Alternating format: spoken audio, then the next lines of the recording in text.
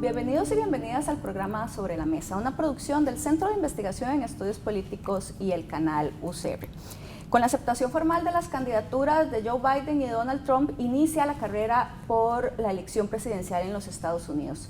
En el caso de Joe Biden, está intentando la presidencia, y en el caso de Donald Trump, la reelección. Por eso hoy acá en Sobre la Mesa vamos a estar conversando sobre las particularidades de una elección en Estados Unidos y cómo no necesariamente el voto popular hace presidente a alguno de estos dos.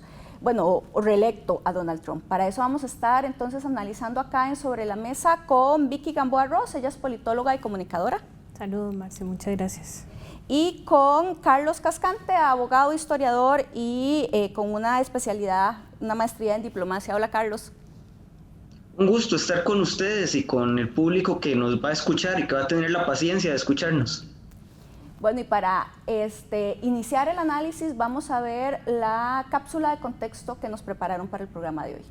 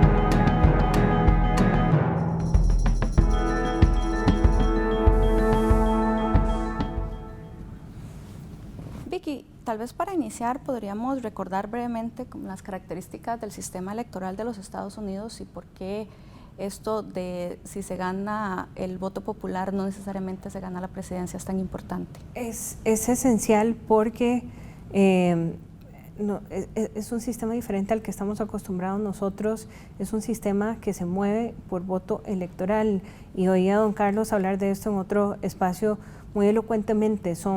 Recordemos que es una federación de estados y son 51 elecciones diferentes las que se realizan el mismo día con reglas similares pero muy diferentes. La Unión Americana, los Estados Unidos, recordemos cómo nace como país con 13 colonias y se buscó, instaurando el sistema electoral, buscar un balance entre los estados, no por cantidad de votantes, sino porque tuvieran voces similarmente poderosas en el designio del quehacer de la Unión. y por eso tienen el colegio electoral. Ha sido muy criticado, sobre todo en los últimos años, aunque desde el principio había voces disidentes de cómo iba a funcionar ese sistema. Esas voces, sobre todo en los últimos años, la elección de Al Gore contra George W. Bush, que hubo un problema que finalmente fue resuelto en la Corte Suprema, en la elección de Hillary Clinton, que el presidente Trump pierde el voto popular por más de 3 millones de votos, y probablemente en un escenario como este que sigue complicando las cosas, hay muchas voces críticas de ese sistema, que no significa que el que gane el voto popular no es equivalente a una persona, un voto, sino que hay fuerzas correlacionadas de manera diferente en ese sistema. Entonces, Carlos, ¿quién elige realmente al presidente de Estados Unidos? Porque hay ahí exactamente una gran diferencia, que es lo que estaba explicando Vicky. Claro, es un sistema, como lo decía doña Vicky, de 2 rondas, en la cual en una primera ronda los votantes eligen a los compromisarios, quienes son los que van a dar su voto electoral. Cada estado, en razón de su tamaño poblacional, tiene un número determinado de compromisarios. Los compromisarios son miembros de los partidos políticos y, dependiendo del estado, ese compromisario está obligado a votar por el partido que lo puso en ese cargo. Es decir, hay 32 estados en los Estados Unidos donde es obligación por ley del estado que el compromisario, si es demócrata, vote demócrata, si es republicano, vote republicano. Precisamente en los últimos meses se generó todo un debate que llegó a la Corte Suprema de los Estados Unidos, donde se debatía si el compromisario estaba ligado al partido o no estaba ligado al partido, porque en la construcción original de la Constitución de los Estados Unidos, los compromisarios eran libres de votar por quien querían. Los estados han ido limitando esa libertad para hacer un poco el sistema menos antidemocrático, ¿verdad? Para que esa segunda ronda de votación sea cada vez ligada más a la primera. Pero hay una serie de estados donde eso todavía no está regulado, y se han dado casos donde un candidato no recibe el voto electoral que se ganó en las urnas de primera ronda. Incluso en la última elección, creo que Hillary tuvo 6 votos electorales menos de los que técnicamente alcanzó en la primera ronda. Ahora, es muy interesante señalar eso, que tenemos 51 elecciones, pero no todas esas elecciones son disputadas. Hay elecciones que se van ganando por mucha ventaja y la elección se resuelve al final en estados que se han disputado. Recordar que el colegio electoral tiene 538 votos y que el candidato ganador ocupa 270 votos. Entonces las combinaciones pueden ser tan diferentes como los electorados de los Estados Unidos son en realidad. Carlos, y ya que planteó el tema de los estados claves, digamos, para definir la elección, ¿cuáles son esos estados, digamos, que son tan importantes y en los que se obtienen más votos de colegio electoral? A los estados que tendríamos que ponerles atención. Ok, aquí hay que hacer una precisión importante. Tenemos los estados que tienen grandes cantidades de votos electorales, pero que no necesariamente son estados disputados, porque ya hay un partido que lleva una ventaja considerable históricamente hablando y por la forma en que vota el electorado en esos estados. Entonces, si hablamos de estados con mayor cantidad de votos electorales, tenemos que hablar de California, Nueva York y Texas, que son, digamos, los que superan los 30 votos electorales. Después hay unos estados intermedios como Florida, Pensilvania, New Jersey, que rondan más de los 10 votos electorales, y después tenemos estados más pequeñitos que están incluso unos abajo por los 10 votos electorales, y los más pequeñitos de los pequeñitos, que son los que tienen un mínimo de 3 votos electorales, que son estados como Wyoming, Alaska, creo que Montana, y el Distrito de Columbia, que tienen solo 3 votos electorales. Y después tenemos los estados que son disputados, porque Nueva York es azul, Texas generalmente es rojo, es decir, es republicano, California es azul, y tenemos, eso sí, lo que llamamos los estados bisagra. Los estados bisagra han cambiado con el tiempo de las elecciones en los Estados Unidos. En esta elección creo yo que tenemos los siguientes estados que son clave: Pensilvania, Michigan y Wisconsin al norte, que ganó Trump en la elección anterior en un margen diminuto. Wisconsin por 44,000 votos, Pensilvania un poquito más y Michigan un poquito más de eso. Entonces son estados muy fuertes en cuanto a disputa, y que puede ser que lo sean ahora.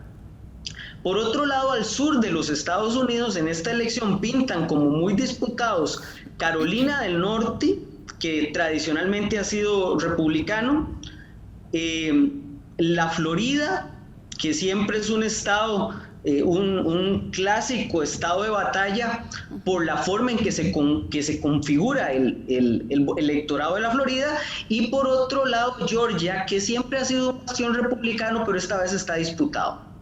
Vicky, quería referirse. Sí, eso es muy interesante que mencionaba don Carlos ahora, porque en esta elección particularmente estamos viendo de esos estados batalla que van a ser claves en el conteo final de los votos del colegio electoral, algunos estados que no estaban en ese escenario nunca, y ahí vemos cómo las estrategias de los partidos en los últimos 6, 7 años, probablemente pensando en lo que hizo la campaña de Donald Trump en estados como Michigan, que Michigan, Hillary Clinton como candidata ni siquiera fue a Michigan en su campaña, porque era un estado que lo daban como estado azul, como estado demócrata, un estado que había votado demócrata durante los últimos 3 periodos electorales, ni siquiera fue ahí en su campaña. Termina votando a favor de Donald Trump. En esta coyuntura específica llama la atención, como mencionaba don Carlos, ver a estados como Texas, que ha sido un estado que tradicionalmente es republicano, que tiene además un número importante de votos en el colegio electoral, estar considerado dentro de esos estados batalla. Recordemos que ha habido movimientos importantes de los demócratas, casi un Beto O'Rourke que dio la pelea por la elección local ahí, y sobre todo el estado de Georgia, me parece a mí. Georgia y Carolina del Norte son también dos casos notables de estados que han sido tradicionalmente republicanos, que en esta coyuntura específica no se sabe por cuál de los 2 candidatos se va a decantar. Georgia ha tenido impactos importantes del movimiento de Black Lives Matter, ¿verdad? Sí. Y además tuvo una elección muy controvertida para gobernadora, donde Stacey Abrams, que era la candidata que iba adelante en las encuestas, termina perdiendo la elección por una muy probable manipulación de supresión de votantes. Entonces, interesante ver también cómo algunos estados, ahora tenemos 10 estados que son considerados estados batalla, que por años han votado de alguna forma, y que ahora está la interrogante de hacia cuál de los 2 lados se van a inclinar. Bueno, estamos acá en elecciones en Estados Unidos, vamos a ir a una pausa y ya regresamos acá sobre la mesa.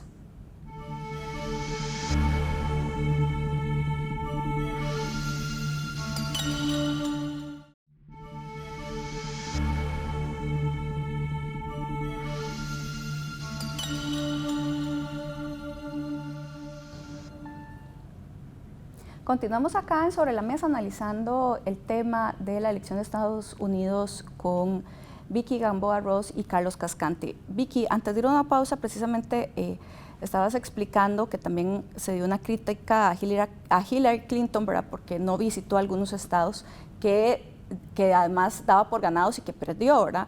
En este momento, Joe Biden, ¿dónde debería concentrarse según estos estados batalla de los que estaban conversando hace un rato? Es una elección tan atípica que es difícil. Hay que concentrarse mucho también en los asuntos que son importantes por estado, ¿verdad? Que son muy diferentes. Si estamos hablando, vean lo que ha pasado en el estado de Oregon, un estado usualmente demócrata, un estado azul con una ciudadanía bastante progresista.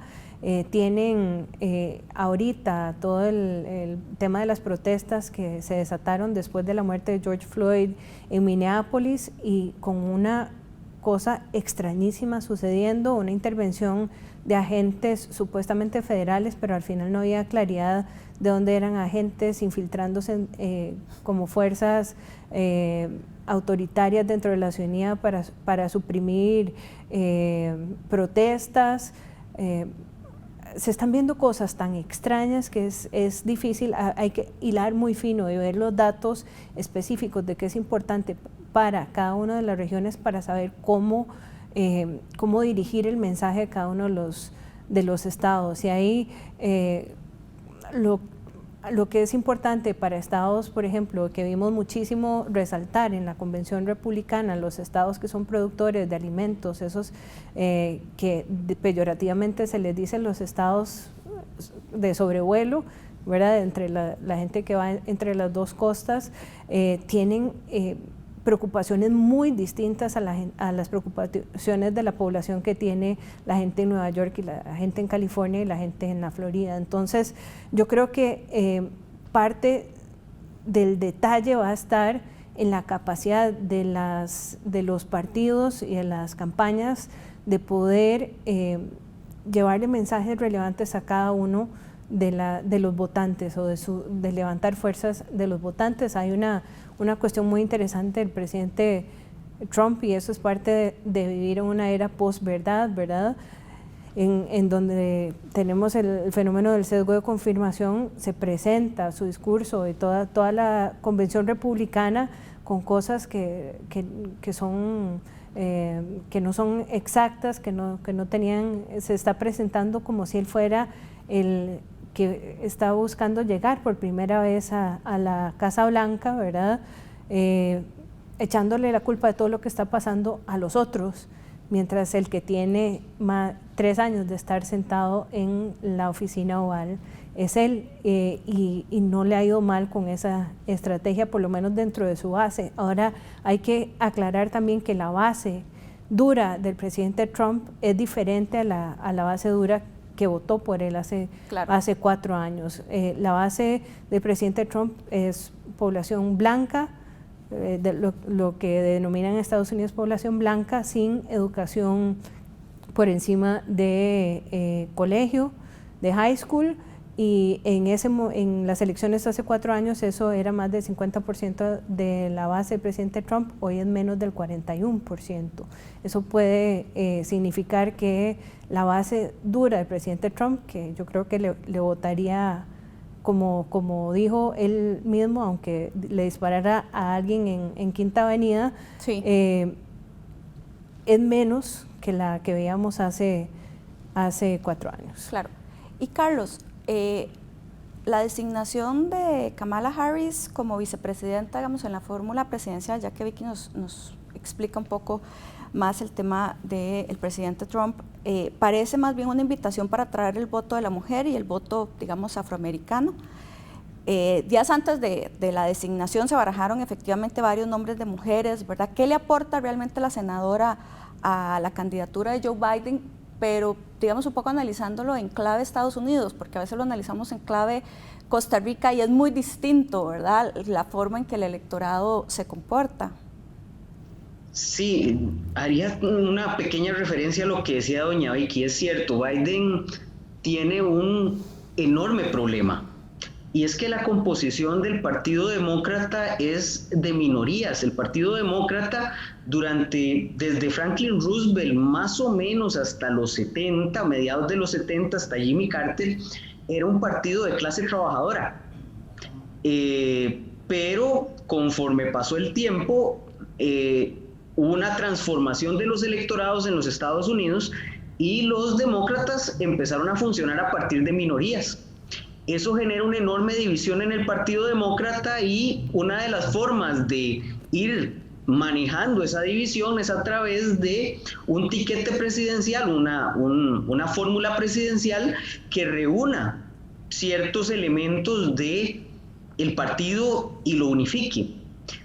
Por otra parte, la otra gran división que parte al Partido Demócrata es, y en diferentes grados, lo parte en diferentes grados, pero para simplificarlo, digamos, hay una ala muy progresista, que es el ala de Alexandria Ocasio-Cortez, sí, y lo que se ha denominado el Squad, un grupo de 4 congresistas de la Cámara Baja de los Estados Unidos con un discurso muy fuerte en contra de políticas tradicionales internas y externas de los Estados Unidos, y un ala más conservadora, más centrista, que es el ala que representan personajes como Joe Biden, Nancy Pelosi, que eso complica el proceso de discurso que debe crear el Partido Demócrata para ganar una elección. Entonces, esa es la primera complicación. Sobre ese elemento, creo que Kamala Harris le aporta en términos de demostrar la diversidad del partido.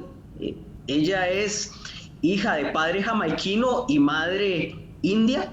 Eso le genera una noción de que este es un partido compuesto por diversas identidades. De repente no le aporta todo lo que quisieran respecto a las comunidades negras en los Estados Unidos, porque ha sido muy criticada. Ella fue fiscal general en California y tuvo, digamos, algunas críticas por su apoyo a la pena de muerte, por sus políticas de mano dura. Entonces sí ha recibido críticas, no es abiertamente aceptada por todo el progresismo del Partido Demócrata, pero lo que han dicho las encuestas es que mayoritariamente ha sido aceptada. Por otro lado, hay un elemento que de momento, electoralmente, al menos en la carrera presidencial, porque hay que recordarse que también estamos en la carrera por el Congreso de los Estados Unidos, que puede ser igualmente importante, de momento digamos que progresistas representados por Sanders y centristas representados por Biden han llegado a un acuerdo de no agresión hasta ganarle a Trump, ¿verdad? Y eso asegura una cierta unidad. Y esto hay que ponerlo entre comillas en el Partido Demócrata, una unidad del partido para enfrentarse a Trump. Si ganan, empezaremos a ver divisiones en el gobierno y críticas a esa fórmula presidencial que ahora, ante la urgencia de ganarle a Trump, ha sido apoyada, digamos que por una buena mayoría del partido. Claro, Carlos, pero en esa misma línea pareciera que efectivamente la consigna es ganarle a Trump, porque en realidad en las elecciones pasadas, en el proceso anterior, en realidad prácticamente era Hillary Clinton casi que enfrentándose sola en la campaña electoral contra Trump. Aquí pareciera que efectivamente hay una mayor concentración de fuerzas de cara a realmente ganar la presidencia. Es que, vamos a ver, Hillary tenía una serie de elementos que eran imputables para el ala progresista del partido. Recordemos que el gobierno de Bill Clinton, pese a ser un gobierno demócrata, es un gobierno orientado a la ola neoliberal que se había dado en los Estados Unidos desde los 70. Entonces, Hillary era muy poco potable para el votante de clase trabajadora, desempleado en el Rust Belt, en el norte de los Estados Unidos, en la zona industrial de los Estados Unidos, que por los procesos económicos que se habían vivido desde los 70 había empezado a perder empleo y que con la crisis del 2008 pues terminó de perder ese empleo, de forma tal que Hillary para ese votante no era precisamente una candidata agradable. Entonces el discurso de Trump, incendiario contra la clase tradicional estadounidense, estás hablando de una persona que fue la primera dama de Bill Clinton, pero que había estado metida en política mucho antes, que fue senadora de los Estados Unidos y secretaria de Estado de los Estados Unidos. Entonces calzaba con ese establishment que Trump decía y afirmaba que había causado daño a la clase trabajadora de las industrias manufactureras estadounidenses. Entonces era un blanco bastante fácil de golpear para Trump. Quizá Biden, que tampoco es un outsider, ha estado metido en la política estadounidense por más de 4 décadas, ya casi llegando a las 5 décadas, es un poco más potable para ese electorado. Esa es la esperanza demócrata. La esperanza republicana es poder hacer lo mismo que hicieron con Hillary. Claro, te quería referir, Vicky. Sí, bueno, yo creo que mucha de la estrategia que podríamos ver también es un voto protesta contra el presidente Trump. Evidentemente todo el golpe de la pandemia ha sido muy fuerte para diferentes sectores. Hay evidencia clara de que ha habido un manejo complicado, por ponerle algún tipo de adjetivo, de la pandemia. Recordemos que hay evidencia también que ya había un plan de preparación de la nación para pandemia que fue desarticulado en el momento en que Trump entra a la Casa Blanca, que podrían cobrárselo, pero de lo que mencionaba don Carlos de Biden y Kamala Harris son muy diferentes físicamente, pero no están tan distanciados ideológicamente. Son demócratas bastante moderados, alejados de ese movimiento más progresista, más liberal, que viene moviendo bases como la de Alexandra Ocasio-Cortez y que viene también reencantando a nuevas generaciones con el Partido Demócrata, unos centennials que son muchísimo más activistas que generaciones pasadas y que están dispuestos a integrarse al movimiento político. Quisieran ver posiciones más radicales. Sin embargo, Biden y Harris, los dos son muchísimo más moderados y que podrían ayudar a jalar a votantes que votaron republicano en las elecciones pasadas para el lado demócrata en esta convención. Biden por sí mismo no es un candidato fuerte, es un candidato que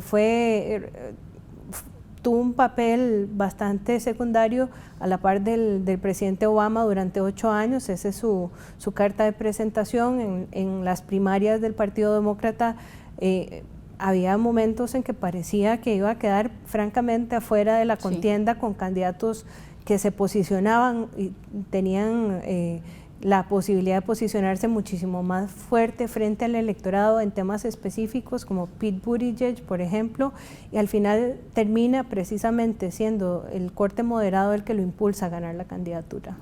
Estamos acá en Sobre la Mesa analizando el tema de las elecciones de Estados Unidos. Vamos a ir a una pausa y ya regresamos.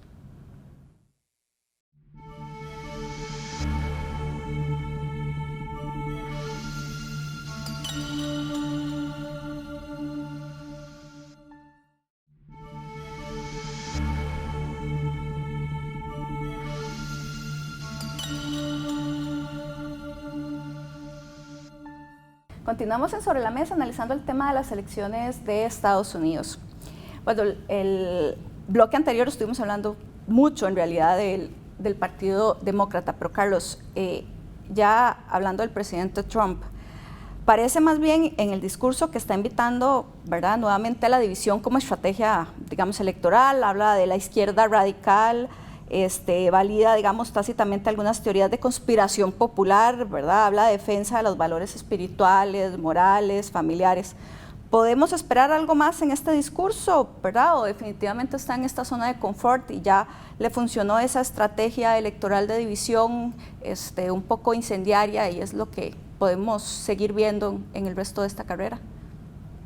Yo creo que la pregunta es qué otra cosa podrían utilizar como estrategia. Esta estrategia les permitió ganar, sí, y modificarla. Yo creo que no tienen el instrumental para modificarla. Incluso hay cosas que son realmente sorprendentes. Generalmente en las convenciones, parte del ejercicio de convención es que se apruebe el plan de campaña y el plan de gobierno, la propuesta de gobierno. En esta ocasión el Partido Republicano nada más volvió a validar el plan de gobierno de la convención anterior. Entonces es realmente complicado que el presidente Trump muestre proyectos nuevos al electorado. Él va a seguir con la misma línea. Ahora, como decía un columnista del Washington Post, a mí no me gusta el discurso de Trump, no me gustó nada el espectáculo de la Casa Blanca convertida en un mitin político, pero la pregunta no es si a mí me gusta, es si es efectivo para el electorado de Trump. Entonces, digamos, la primera línea va a ser continuar ese bloque, continuar manteniendo ese bloque electoral integrado por personas que se autoperciben blancas, sin grados universitarios, clase trabajadora desplazada, evangélicos del medio oeste de los Estados Unidos, que se identifican más bien con Mike Pence, el vicepresidente de los Estados Unidos. Y lo que yo espero es un ataque frontal a la historia política de Joe Biden, en un intento por conseguir que el votante independiente que no le gusta Trump y el votante demócrata progresista que vota por Biden para no votar por Trump se desencante y lograr ganar a partir del sistema, ganar apretadamente algunos estados. Y es que si vemos el mapa electoral, hay un estado que está siendo clave y que si los demócratas lo pierden le dan una oportunidad enorme a Trump, que es Wisconsin. Este fin de semana Wisconsin entra en una lucha feroz, protestas en las calles, y el presidente Trump hoy está viajando a Wisconsin con un discurso de ley y orden, porque sabe que Wisconsin, que iba a ser precisamente la sede de la convención demócrata, porque saben lo importante que es, está en la palestra. Y los demócratas, si no ganan Wisconsin, no ganan. Simplemente Wisconsin es muy clave en este momento, es el estado que les puede dar el triunfo. Entonces, ahí en esas líneas electorales, en ese detalle, en esa estrategia es que el partido republicano, que ya no es republicano, es el partido de Trump, diría yo, porque los republicanos clásicos van a votar por Biden, es donde vamos a tener una interesante lucha para el análisis político, quizá no de nuestro gusto en nuestra visión de la política. Vicky, también, digamos, Donald Trump ya ha planteado que no está seguro de la legitimidad de las elecciones, ya lo ha dicho, estará llevando esta retórica incendiaria demasiado lejos, o sea, porque decir esto es realmente bastante fuerte. Para el presidente Trump y lo que nos ha tenido acostumbrados en estos años, definitivamente no. Él está dispuesto prácticamente a cualquier cosa con tal de mantenerse en la Casa Blanca. Discursos antidemócratas, discursos antisistemas no lo afecta, no lo piensa dos veces antes de hacer acciones antidemocráticas que ponen en peligro el sistema en general. Y ahí es complicado. Hay una frase de un artículo que leí en The Atlantic buenísima que decía que la convivencia social requiere un sistema de compromisos. El presidente Trump directamente ha ido a atacar ese sistema de compromisos con tal de sacar ventaja en diferentes instancias. La última señal poderosa de esto, que yo creo que los demócratas reaccionaron demasiado tarde, fue cambiar al director general del Servicio de Correos de los Estados Unidos. Hace 68 días el presidente Trump nombró a uno de sus allegados, además de las personas que financiaron su campaña, como director general de Correos en Estados Unidos, en una jugada que nadie vio venir. Muchísimo de la votación, sobre todo en este tiempo de pandemia, se va a hacer mediante correo, que es un mecanismo de votación válida en los Estados Unidos, y lo primero que hace Louis DeJoy, llegando a ese puesto que lo asignó el presidente Trump, fue sacar de comisión a las máquinas de sorteo de correo en lugares claves, cerrar sucursales de correo, y lo que se supo de la declaración de él ante el Congreso y el Senado en días pasados es que ya el daño está hecho. No importa lo que hagan, lo que lo obligue a hacer las Cortes en estos momentos, ya la velocidad en la que se van a entregar los votos por correo va a ser suficientemente afectado que no se sabe si van a contar para el 3 de noviembre. Entonces, no solo el presidente Trump, sino todos sus allegados dispuestos a llegar a límites a los que no se habían visto anteriormente, incluso discursos antisistemas, como hemos visto también en otros lugares del mundo, para lograr su objetivo último, que son 4 años más. Y en una de las cosas más desafortunadas también que lo he oído decir, él quiere 4 años más, y si dice que quiere 12, los demócratas se vuelven locos, ¿verdad? Claro. Hablando también, haciendo una amenaza autoritaria de permanecer en el poder más tiempo, incluso el que le permite la Constitución. Claro, no, es que el discurso realmente es absolutamente incendiario, pero además, Vicky, el coronavirus, ¿cómo ha afectado el apoyo de Trump? Porque al inicio de la pandemia se dieron, digamos, muchos, de hecho, hasta conflictos a lo interno, ¿verdad?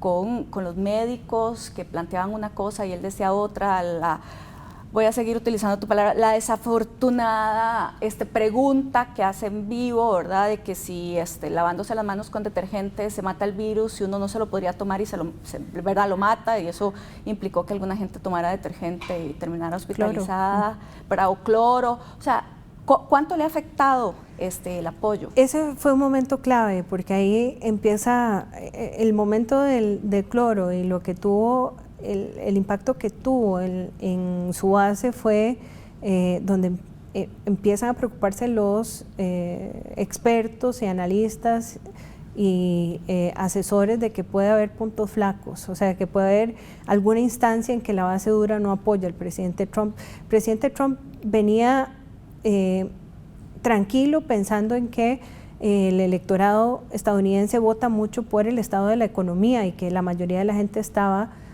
antes de la pandemia contento con el rumbo de la economía. Pega la pandemia, que significa un golpe económico para todo el mundo, además, y ya no puede contar con esa ventaja. Yo me imagino que la estrategia en estos días, y de lo que he podido ir observando, que fue claro también en la convención republicana, va a ser una estrategia no enfocada en la parte económica, pero sí enfocada en la parte del miedo, meterle a la gente miedo de cosas también, que explotar los miedos irracionales de la gente, muy basado en cuestiones religiosas. Ya teníamos una pincelada de eso cuando, en medio de las manifestaciones alrededor de la Casa Blanca, también por el movimiento surgido de lo de George Floyd, la policía reacciona violenta en una manifestación pacífica con gas lacrimógeno.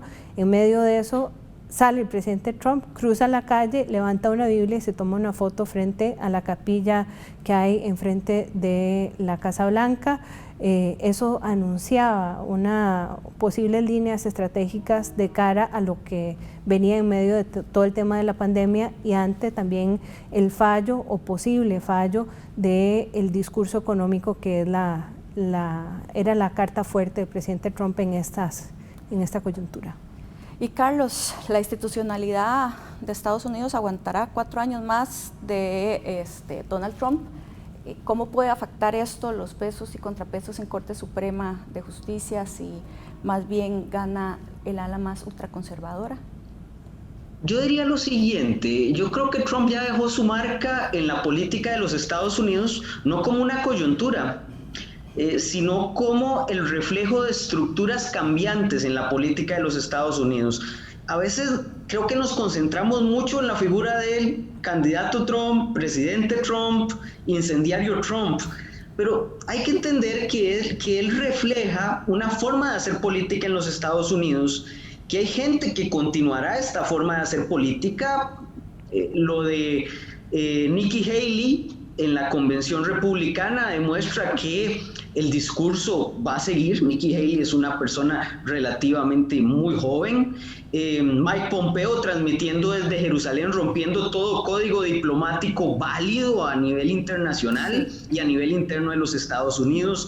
Josh Hawley, uno de los senadores más ultraconservadores en los Estados Unidos. Tom Cotton, otro. Entonces, digamos, no es solo Trump el que está aquí, el que sigue esa línea. Yo creo que vamos a tener esto por más tiempo, y creo que el nivel de crispación, no hemos llegado al punto culminante del nivel de crispación. Creo que puede darse con mucha mayor fuerza en el futuro, y eso va a cambiar la forma de la institucionalidad en los Estados Unidos, que funciona mucho a partir de autocontención de los políticos. Y Trump demuestra que puede conseguir éxitos electorales rompiendo esos mecanismos de autocontención. Por otro lado, hay que entender que no solo estamos teniendo un crecimiento de, digamos, la derecha en los Estados Unidos, también la izquierda está creciendo en los Estados Unidos. Nunca como ahora el caucus progresista, que es el caucus de más izquierda en los Estados Unidos, ha sido tan grande en el Congreso de los Estados Unidos. Entonces, es un país que está tendiendo a la polarización.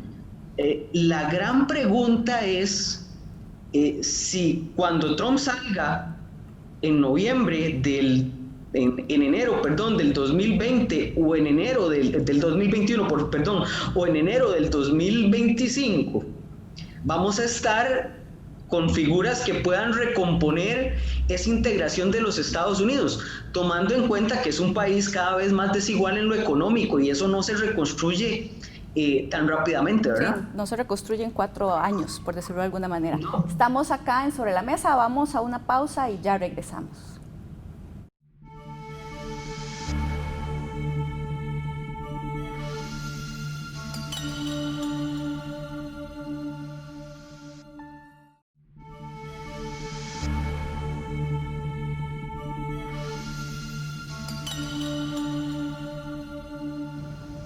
Continuamos acá en Sobre la Mesa analizando el tema de las elecciones en Estados Unidos. Ya Vicky se ha referido en varios momentos al tema de la violencia policial, ¿verdad? Y en ese sentido más bien quería que se refiriera Carlos, ¿verdad? Y esto, de hecho, hicimos un programa hace algún tiempo de un Sobre la Mesa en 12, planteando cómo, ¿verdad?, este contexto de violencia policial, ¿verdad?, que ha sido desproporcionado, ¿verdad?, con respecto a la población afroamericana. Vamos a ver si ha mantenido, ¿verdad? Se han dado varios eventos. ¿Qué importancia, digamos, tiene este tema? Ya Vicky lo ha planteado para las declaraciones de Trump. Bueno, de hecho ya hasta se ha atrevido a decir que la liga más famosa de baloncesto, como es la NBA, se ha convertido en una organización política y eso no es bueno porque se han declarado en contra de esta violencia policial. O sea, realmente no ha habido como una respuesta de las que una esperaría, pero bueno, con Trump nunca es lo que uno esperaría. Vamos a ver, en los Estados Unidos, si algo caracteriza a la sociedad estadounidense es la división de clases sociales y la división racial en los Estados, étnica y racial en los Estados Unidos es fuertísima. Hay que ver nada más cómo están divididas las ciudades, cómo están divididos los vecindarios. Es algo que usted palpa a la hora de visitar a los Estados Unidos. Entonces, digamos que nunca ha sido una sociedad realmente integrada, aunque se han dado luchas por los derechos con mayor o menor éxito a lo largo de la historia de los Estados Unidos. La violencia policial es un tema inmediato de campaña. Incluso uno de los ataques más fuertes contra Biden es que él quiere dejar sin fondos a la policía, cosa que no es cierta y que Biden no ha dicho, pero que ha sido la línea que muchos progresistas dentro del Partido Demócrata han sostenido. Y eso le permite al Partido Republicano o al trumpismo, ya a mí me cuesta llamarle ya Partido Republicano, yo prefiero hablar de trumpismo, han señalado, ¿no?, de que a Biden quien lo va a manejar, que primero lo manejó Obama, pero que ahora no lo va a manejar Obama, que lo va a manejar Kamala Harris, que es una socialista, cosa que no se sostiene sola, pero bueno, que es una socialista, y el squad, es decir, Sanders, Ocasio-Cortez, etcétera, etcétera, etcétera. Pero es un tema muy relevante dentro de la campaña electoral en los Estados Unidos. Yo creo que es una necesidad política en los Estados Unidos porque la espiral de violencia que se está viviendo ahora, teníamos tiempo de no ver ese nivel de violencia y crispación en las calles estadounidenses. Y vamos a ver qué triunfa, qué prefiere el electorado. Si esa visión de ley y orden, que es la que Trump sostiene, que él es el encargado de poner la ley y el orden, o la lógica de Biden, que es de bajar las tensiones, buscar unir en lugar de desunir, pero que es muy criticado por los progresistas porque es como dar un pequeño placebo para que la gente se calme sin entrar a las condiciones realmente que provocan estos niveles de violencia. Realmente es un complejo problema que no se resolverá en los próximos 4 años, en los próximos 8 años. Son procesos estructurales demasiado pronunciados y fuertes en los Estados Unidos. Vicky, ¿y será que los demócratas van a poder capitalizar todo este descontento, ¿verdad?, y convertirlo en votos? Digamos, habida cuenta que en las pasadas elecciones no salieron a votar, digamos, estos sectores como se esperaba, a diferencia, digamos, que el voto trumpista, para seguir un poco lo que decía Carlos, es un voto, digamos, más sólido, más leal. O sea, la gente que votó por Trump es la gente que sale a votar, ¿verdad? Que dice voy a ir a votar. En cambio, para los demócratas, por lo menos las elecciones pasadas no fue así. El nivel de abstencionismo siempre es alto, y cuando hay recordemos que los procesos electorales son súper emocionales, mucho más que racionales, son emocionales. Cuando hay un voto, si los demócratas logran posicionar la votación como un referendo al presidente Trump, como un voto protesta, aglutinar el voto protesta, que es parte de lo que han estado haciendo, por ejemplo, recogiendo apoyos importantes de republicanos connotados, un Colin Powell, un Jeff Flake, dentro de sus filas, para decirle a la gente, esto es más que una cuestión partidaria, ¿verdad?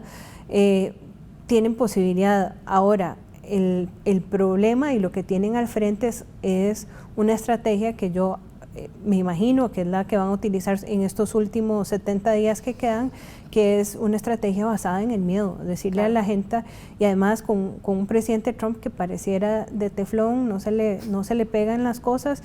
Bueno, a Hillary Clinton, ¿cuánto le costó el tema de Benghazi en las elecciones pasadas? Un tema súper claro, que ella no tenía ninguna responsabilidad directa. Ahora sale a la luz, por ejemplo, que el presidente Trump sabe con claridad que las fuerzas rusas están ofreciendo botines de dinero por las muertes de soldados americanos en ciertos lugares, y no tiene ninguna consecuencia para él, ¿verdad? Eso es una característica de él como figura, que no logra que le peguen cosas que a otros candidatos sí le pegarían, y una estrategia basada en el miedo, decirle a la gente, si ganan ellos, le van a quitar cosas que son preciadas para usted, que tiene que ver con el tema de libertad, ese sentimiento tan arraigado que tienen con sus soldados, con sus miembros de las milicias, ¿verdad? Si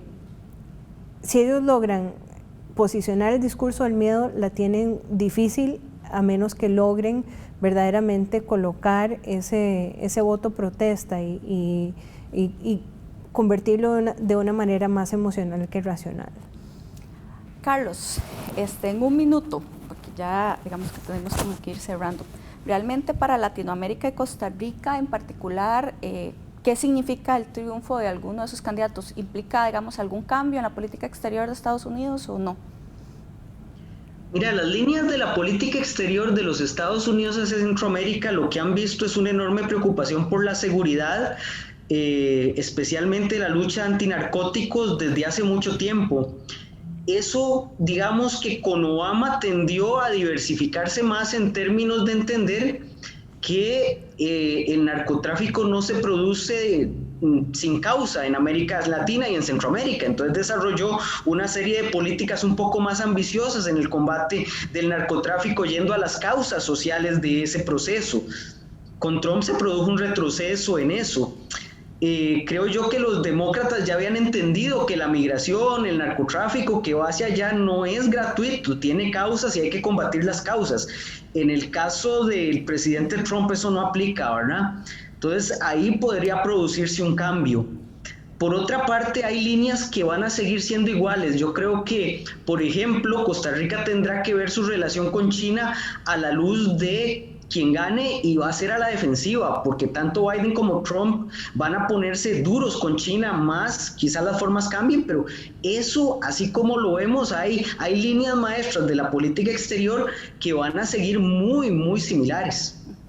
Bueno, muchísimas gracias Vicky, muchísimas gracias Carlos por participar acá en Sobre la Mesa. Todavía hay muchas cosas que ver en estos 70 días que hacen falta, ¿verdad? Darle seguimiento a lo que van a plantear cada uno de los candidatos, cuál va a ser las estrategias de los partidos para ganar esos estados que, como bien ustedes identificaban, son estados clave para ganar el colegio electoral, y bueno, y poner atención en el sentido de que no necesariamente quien tenga el voto popular, porque han estado saliendo muchas encuestas del voto, digamos, nacional, no necesariamente van a ganar el voto electoral y va a o continuar en la presidencia o ganar la presidencia. Entonces, en ese sentido, pues ponerle atención a ese tipo de cosas, ¿verdad? Y bueno, esperar a ver qué es lo que realmente la ciudadanía de Estados Unidos quiere para estos próximos 4 años. ¿Continuismo con Donald Trump o un cambio con el Partido Demócrata? Así que muchísimas gracias a ambos por haber estado acá en Sobre la Mesa y a ustedes en sus casas